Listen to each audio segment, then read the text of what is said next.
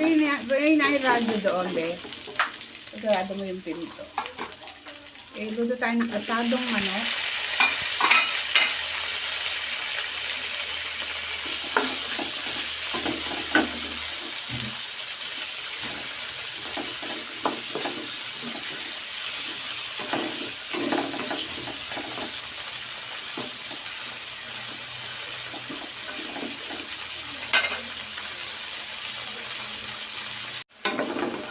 Okay, ilagay na natin ang ating chicken para ating palambutin ang ating asado. Ang dami, diba? Ayan, palambutin mo lang natin siya. Kasi minarinate ko yan buong magda. Papadin mo natin yan at babalik tayo. Let's see.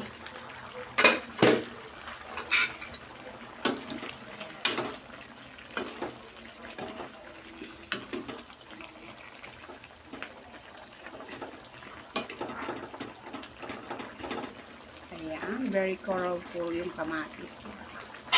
Kamatis ang pinang sauce natin.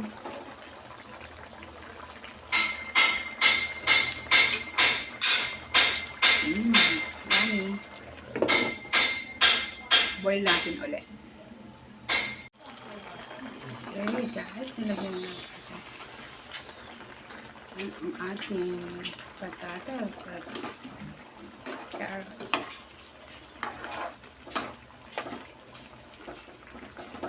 Ating pinamatisang manok na asado na parang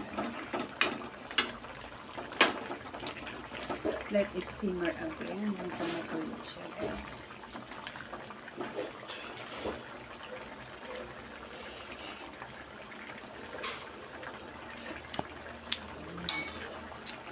Yummy. Okay, tignan natin ang ating asado.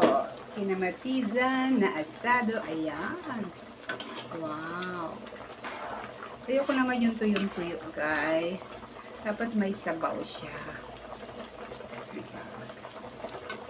May sabaw para masarap ang ating asadong manok.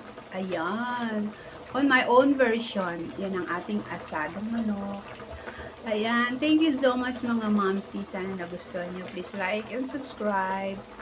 Momsi Beauty Official at sa Facebook ko. Thank you so much. Bye. Hello, Timad. Hello, Miss Guraba. Hello, Modi. Hello sa inyong lahat, Timad, Maria, Manay, Panot, Midja, kapatid Agolan. Hello.